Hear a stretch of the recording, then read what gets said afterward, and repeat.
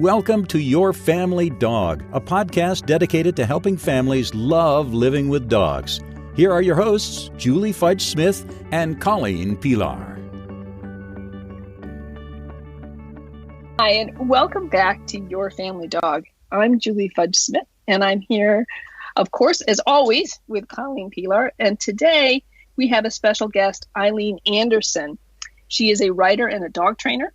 She writes the very well-known Eileen and Dogs blog, which Colleen and I have referenced I don't know how many times on this podcast, and which has been featured on the Freshly Pressed by WordPress.com and won the award the Academy Applause in 2014 from the Academy of Dog Trainers, an enviable award to get. Her articles and training videos have been incorporated into curricula worldwide and translated into several languages. Eileen started a website for canine cognitive dysfunction in 2013, which has become a major resource for pet owners whose dogs have dementia. And she has published a wonderful book on the subject that was in 2015. The book won a Maxwell Award from the Dog Breeders Association of America in 2017. And the book is called Remember Me, Loving and Caring for a Dog with Canine Cognitive Dysfunction. And we will put a link not only to her website on canine cognitive dysfunction, but for her book as well.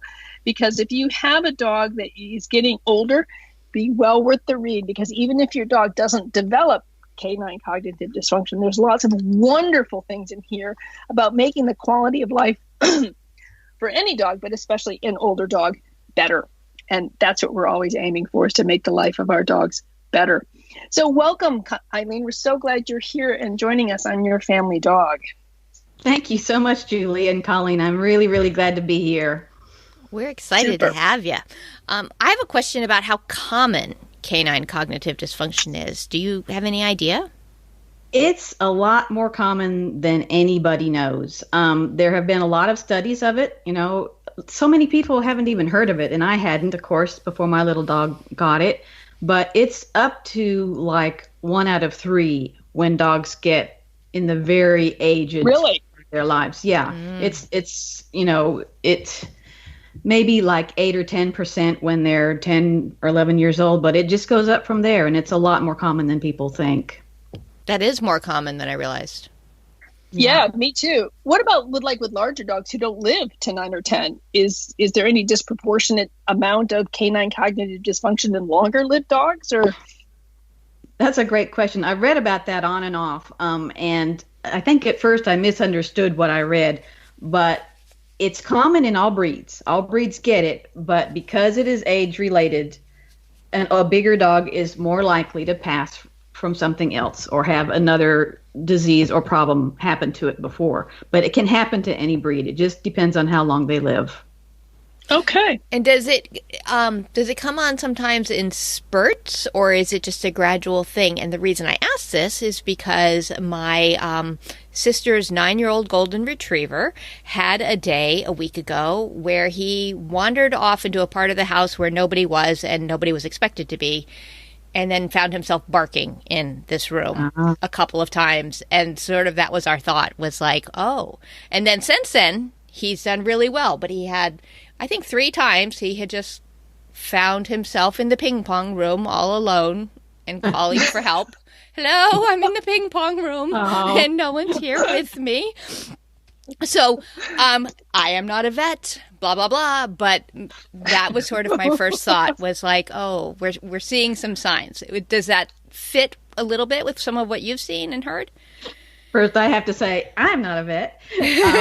And I'm answering as a layperson who's talked to a lot of people whose dogs have had this condition. I hear this every once in a while. That's all I can say. And of course, there are other conditions that can cause any of these symptoms, and it usually, you know, merits a vet visit, because some of them do come on faster than canine cognitive dysfunction. Mm-hmm. I have heard of sometimes it happening as a result of a trauma, you know, an injury, a fall, and it, you know, our brains are so sensitive, and so are our dogs, and who knows how all that works. Mm-hmm. But, you know, the answer to your question is maybe. It depends. That's our favorite answer here. Yeah, it depends. It depends. Yeah. Right. Well, I was also going to ask, that brings up my next question, which is, if your dog is diagnosed with canine cognitive dysfunction, Do other illnesses have a dramatic effect upon it? I know when my mother had a dementia, and when she would get like a urinary tract infection or something, you could just see if she was, I'm making up numbers here, folks, if she was, going along at an 8 and she got a urinary tract infection, she may drop down to a functioning level of 5. But when it was over, she never bounced back to an 8. She maybe got back to a 6 or a 7. So we found that not only did she not have the reserves to handle any kind of physical malady, even as small as a cold, but it really took a toll, and she would never bounce back completely. And I didn't know if that was typical of dementia in dogs or not.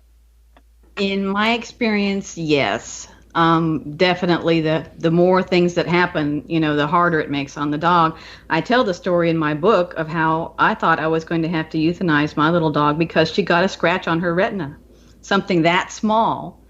It wasn't so much coping with it, the pain or the drops or anything, but she couldn't cope with having a big collar on. She was too mixed up already. Her balance wasn't good. She got stuck places.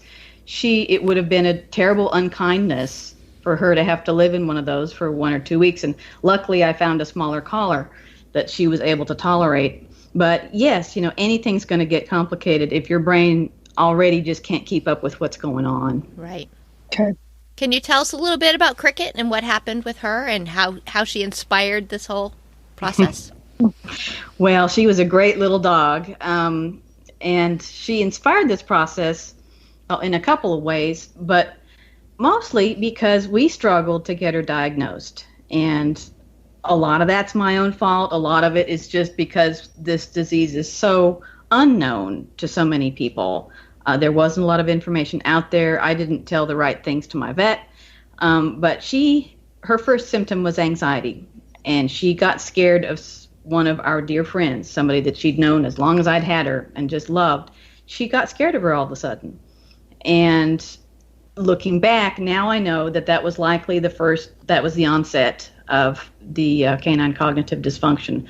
But it was a year later before there were enough symptoms that I thought, oh, tell the vet about this too, And I didn't she's such a great little dog and such a trooper. And she still had a good life after the dementia, but I just didn't want anybody else to have that kind of delay. Mm-hmm. Everybody loves their dogs, and there are many other wonderful dogs out there. I don't want them to have those delays like Cricket did. Right. And the other thing about it is, as with most illnesses, the earlier the diagnosis, the more treatable it is.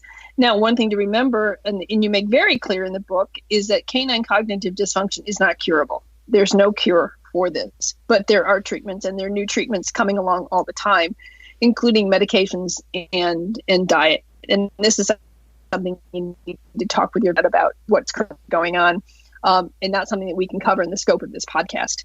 But know that there are treatments. The earlier you get this diagnosed, the more likely those treatments are to be effective in delaying the progress of the disease, but certainly will not cure it. That's right.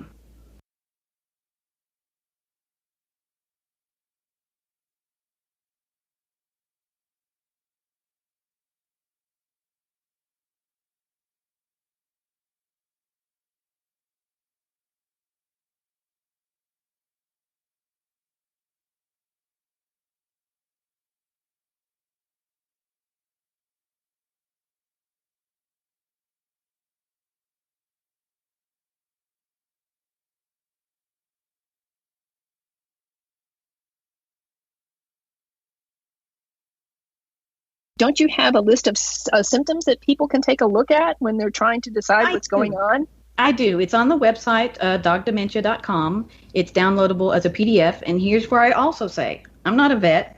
Neither are you out there, all you people out there on the internet, right? We can't diagnose our own dogs. I put the list out there as a service because everybody's looking for one.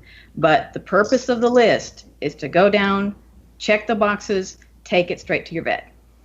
Right.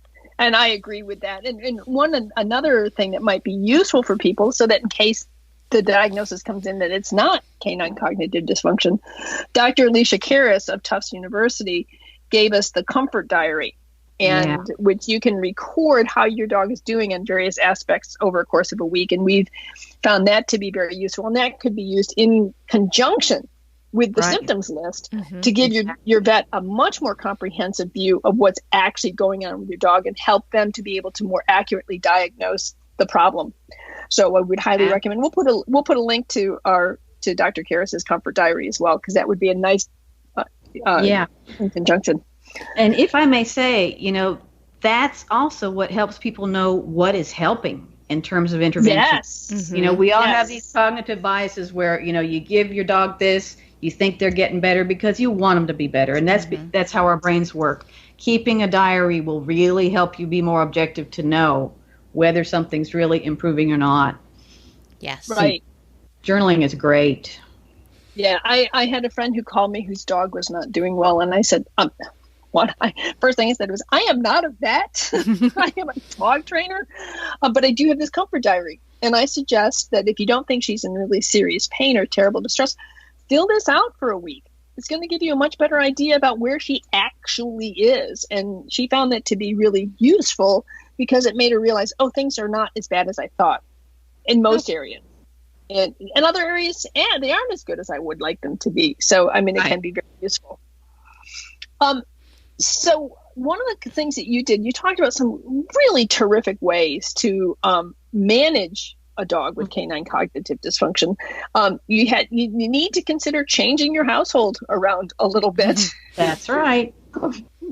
So might as well plan ahead because they're going to do it no matter what. Things that you thought were most effective for changing your household to make it manageable for the dog, but livable for you too. Right.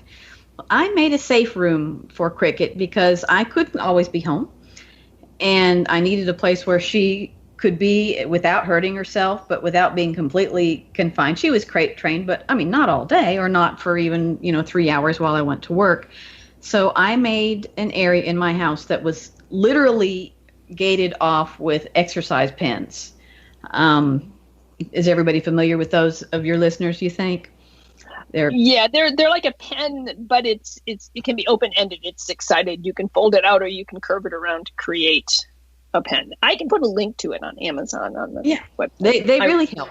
Of course, there are always other issues like, make sure that it's not of a gauge where your dog can get their foot stuck in it, that kind of thing. Anyway, I did use those kind of pens to gate off part of my front room.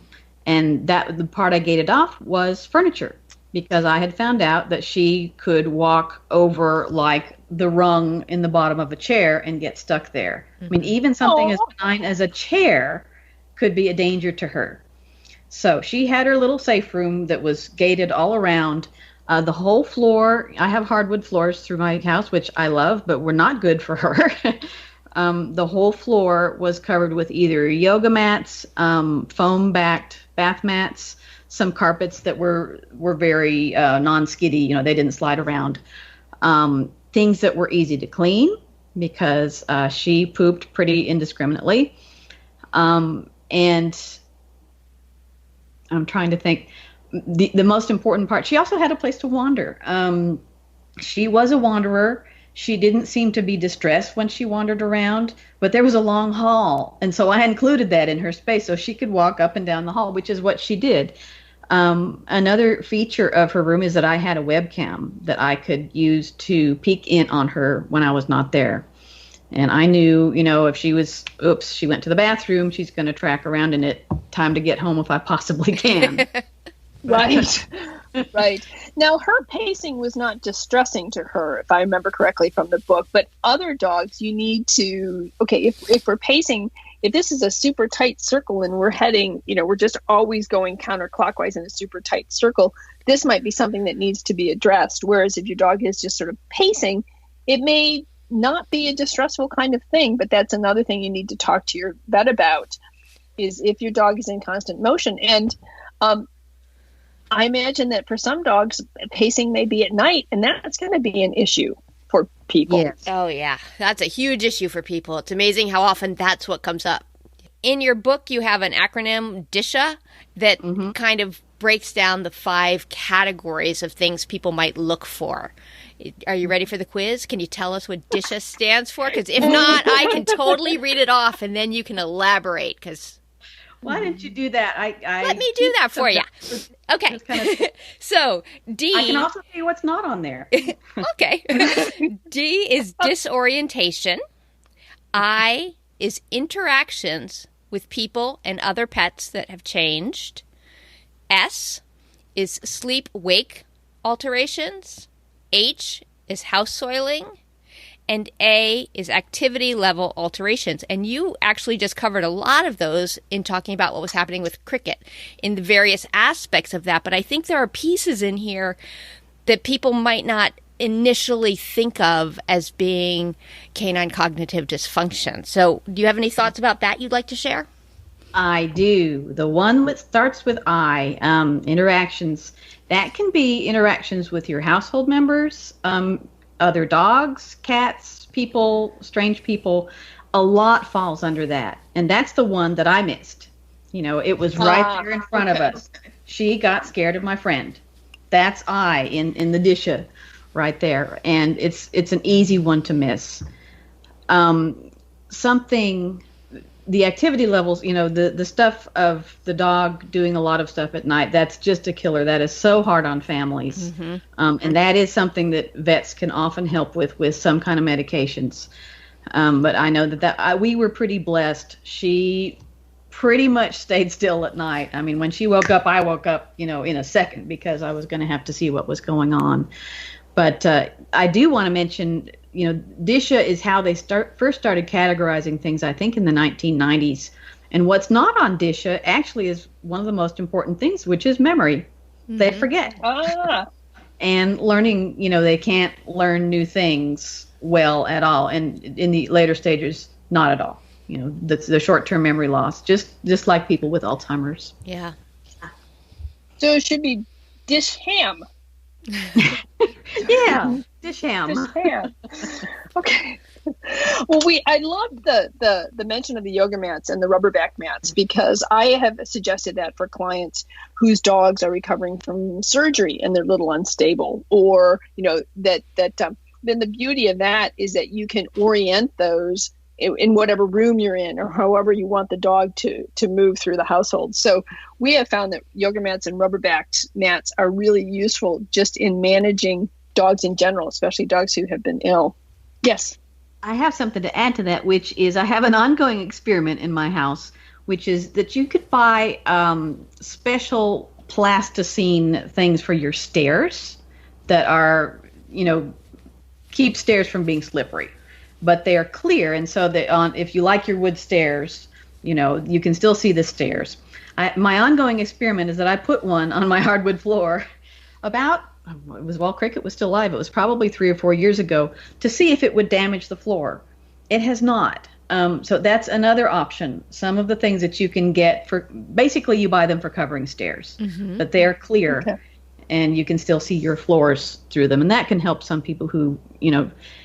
The downside is that, you know, if you have a patchwork of mats and rugs and things, the dog can trip sometimes. Mm-hmm. Now, enrichment, people think, well, my dog's losing his memory. What do you mean by enrichment? Why is this important? But it turns out that a lot of studies have shown that the same thing with humans. If you don't use it, you lose it. Mm-hmm. So can you talk a little bit about some of the enrichment things that you can do for a dog with dementia? Sure. Most of them are toned down, you know, less intense versions of things we hope we would be doing with our dogs anyway. I had given Cricket a little walk down the street every day of her life. She got so she couldn't do that. She couldn't walk on a leash because she kept making left turns, as we called it. And she just didn't have the wherewithal to cope with that. But instead, she had a wander in my front yard just about every day. Well, every day, because I took her out to potty. And she was so lame in the hind end by that time. I didn't have to worry about her running off. But she still got the enrichment of getting to explore a little bit, to see new things, smell new things. I've read that smell is one of the last things to go. And certainly with her, she was interested in smells to the very end. So instead of a big, long walk, we had a wander in the front yard.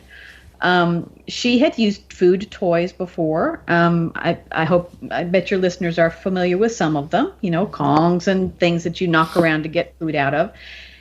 You have to make them easier as the dog loses their mental capacity. I found that puppy toys are just about perfect, things that are really easy for the dog to do. And, I have some videos of Cricket still kind of knocking a toy around on the ground and getting things out of it. And bringing things to the house that they can't go out and get anymore. And smells. Anything. And the funny thing is that you think of, maybe it needs to be the odor of deer, or, we think of these exotic things. Anything has a smell. Mm-hmm. And, one of my favorite things is just, to put a bag of groceries on the floor. And even if there was no meat in there, the dog's always interested. Mm-hmm. They want to stick their head in there and see. And I just got in the habit of anything I brought in the house. My sweater, if I'd gone to a new store or something, I'd take my sweater off and put it down and let Cricket sniff it. She was a pretty sniffy little dog, and dogs all different. But that was a big one for her. Just a little small bit of novelty, something new that she could cope with and that was a little bit interesting to her. Way back when, I remember a dog trainer, Patty Russo, talking about how smell is so powerful for dogs and how they really love it, and that she would just grab a leaf off the ground and turn to her dog and go, "Look, I found a leaf." And her dog would be like, "Awesome." And the funny thing is, I've done that so many times with something really small, nothing particularly special, but it's this sort of shared discovery. Like, this is the most awesome stick I've ever seen. What do you think? And the dog is like, "That is interesting. Let me sniff it all." Like, not the most awesome of all time, but apparently Colleen really likes it. So that whole idea of, it's just interaction and fun and just a little bit of here's something for you to notice something. Mm-hmm. And so bringing home your groceries and saying, "Check out that bag." Actually, I think Edza would be delighted if I would start that practice right now. Yeah. I had a dog who did that once, put his head inside a paper bag and scratched his cornea. Uh-oh. So we're back to that again. Yes. So, but it turns out actually he had dry eye. So, it just was, I'm not sure he would have scratched it if he hadn't had dry eye, but so it sort of led to a further diagnosis. So, just be aware of paper bags. They can, if the dog can scratch his eye on a cornea. So just to be a Debbie Downer there. It reminds me of, we had a Zazie Todd on, and she talked about making happy dogs happier, and she talked about taking your dogs out on a sniffari every day. And so what I was thinking about is this is a modified sniffari. Mm-hmm. It's a sniffari that's appropriate for your dog, which could also be if your dog is recovering from knee surgery. It's the same kind of thing. You can still bring him a bag of groceries to put his head in and not scratch his cornea and sniff. And so these are all things that can be applied in other situations as well. It's the Netflix version. It's the travel documentary. Instead of going on the safari, you sit on your couch and you see all the things. So, Right. Netflix safari. Yeah. I like that. I have another thing about that, which is I was so blessed that Cricket went to my office with me just about every day. And riding in a crate in the car, I'm pretty sure, helped her balance over the long term. She was a small dog. If I had been a reckless driver, she would have been knocked around a lot. And hopefully she wasn't. But just sitting in a car, having to make those little compensatory movements with your core muscles, I think that counted for a lot with her. Yeah. Mm-hmm. These days I would do exercises. These days I would do exercises. There's a great course out there for older dogs now. But back then I hadn't thought of that. But I think she got some good exercise of not only her muscles, but her whatever it is in your head that keeps your balance. I think that helped her. Yeah. The vestibular system, right? Is that what we're looking for? Yes, it is the vestibular system. Yes. Well, when our dog Rebel, he had myelin degeneration. He could sit, but he couldn't walk. My husband would put him in the wagon and take him from the neighborhood in the wagon. And he loved that because he could, get all the breezes and stuff like that. So that would be something else. As long as the wagon wasn't scary for the dog. Right. You need to be careful of noises, sudden noises that the rattling along the sidewalk might be. But as long as it's comfortable for the dog, and maybe even in the earlier stages, dementia, it's a way in which your dog can get out and see the world a little bit more. You had what I really loved, and I have to go out and buy a muffin tin because where I'm living right now, I don't have a muffin tin. You had this great one for retrievers, which I adored, which is you put a treat in the bottom of the muffin tins, and then you put tennis balls on top of them. And they have to take the tennis balls off to find the treat. And I was like, that's a great idea, especially for someone like my Zuzu, who just, she likes challenges, but they can't be too hard because then I just shut down. Because, I'm not all Susie. Susie is very sweet, but things like that, she can get easily like, I don't understand what you want me to do. So I need to make it easy enough for her to find it to be fun. And that seemed like a great one, a muffin tin and tennis ball game. So, go ahead, tell me. So Eileen, what tips do you have for helping your dog with canine cognitive dysfunction deal with other pets in the household and vice versa? Helping the other pets, or maybe it's not helping them deal with one another. For us it was largely management. I had at the time 3 other dogs. Cricket was 12 pounds, and my youngest dog was a puppy when she came, and she ended up at 40 pounds. And so as soon as she cracked adolescence, she was not around Cricket. And interestingly enough, I developed a habit in her of avoidance, and they never interacted, and they just never did. And so she was safe around her later in life. She would just walk on by her like she wasn't there, which is, it's sad in our heads, but it was absolutely the safest situation. I had one dog that was actively unfriendly to Cricket, and they never were in the same space together. And I have a really nice little dog. Luckily, I had a nice one, a nice little hound mix who was 18 pounds and never hurt anybody in her life. And she hung out with Cricket. They weren't buddies, but I think it's always nice if a dog can be with another dog, just, for their species being together. And so they were safe together, and I let that happen. But there was a lot of management, a lot of, closing doors and closing gates and just being careful because she was little, she was vulnerable, her back legs didn't work very well, she was easy to knock down. And she didn't lose her feistiness to the end. I realized belatedly that part of the reason that my big lug of a dog avoided her is that she was giving her the dirty terrier look for her whole life. It's like, don't mess with me, and Clara never did. Well, I think that's where it's really important, once again, to understand dog body language, to understand both Cricket's body language that may have gone from feisty to fearful, and to understand the other dog saying, I just as soon avoid. So can you make this easy for me too? Right. So I think being really cognizant of dog body language is going to give you a lot of guidance as to how this should be handled. Yes. And you're right. And to take that step back and realize, hold on a second here. I can't anthropomorphize this. I can't say, oh, this is really a travesty. Maybe it's not. Maybe the travesty is if you try to force relationships that shouldn't be. Yeah. A lot of people don't want to separate their dogs, and I understand that. I think, I do too. But once I got one that was aggressive, I thought, this is not okay. These dogs can live in the same household, but they're not going to be at liberty with each other. And we managed just fine. They both had good lives. Just had to get over myself. Sometimes that's what we have to do. But I think when we come back down to they both had good lives, that's always the key. That sometimes the good life isn't the picture that we had in mind in the beginning. But if we can go, this is a different picture, but it's still a good life. Yeah, I think that's a great way to put it, Colleen. I think it really is. One of the things that you do deal with in the book, and you have 3 stories about euthanasia. And I thought it was a very effective chapter.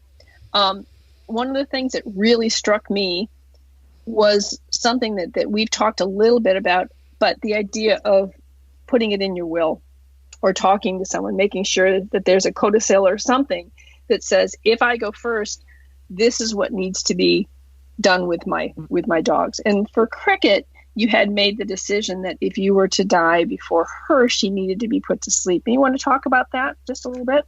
Yeah, I'm happy to.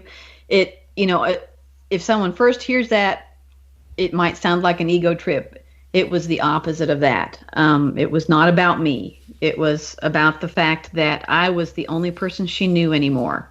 She had gotten afraid of the other people she used to know. and she would have had no anchor in life. To the end of her life, she knew me. She would seek me out. She'd come up and put her little nose on my leg and make sure it was me, with that good little sniffer. And I was her anchor. So I did make that decision, as sad as it is, that if I were to die, that she needed to be humanely put to sleep, because she would not have any quality of life. When they're that far into dementia, they can't learn things. So they can't learn that a new person loves them. They can't learn that this new space, they can't find their way around. She would not be able to function in any kind of changed life. And that's why I did that. Yeah. And I thought that was very wise. A heart-wrenching decision to have to make, but truly a wise one, and something I just wanted to bring up, that these are the kinds of things that you perhaps need to be thinking about, unfortunately. So, Colleen, is there anything else that you would like to ask Eileen about that we have missed, that I have missed, and you haven't missed, because, you don't miss as many things as I miss? Well, actually, I think we've wrapped it up pretty well, because we've done a whole breadth of discussion here. And Eileen's book is fantastic. So if you have any thoughts that you might be dealing with this, or just knowing that, 1 in 3 older dogs deals with it, that's pretty much all of us as dog owners are going to experience parts of this at various points in our lives. So we'll have that in the show notes and stuff. And I'm really just so grateful. I am too, because I think this is a really important topic. And I think that it doesn't have to be quite as devastating as it may initially sound. And that's what I found. And I wanted to really bring out about this book, is that it provides a great deal of useful and encouraging information, so that you realize that we can still have a good life. It may not be the life we envision, but it can be a really nice life to the end. So thank you so much for taking the time to meet with us, and for writing this book, because I think it's one that everybody should be aware of. So thank you so much for joining us. You're very welcome. And so thank you so much for having me. All right. Thanks for listening to Your Family Dog. Got questions? Interesting ideas? Colleen and Julie would love to hear them. Call 614-349-1661 or visit www.yourfamilydogpodcast.com to share your thoughts.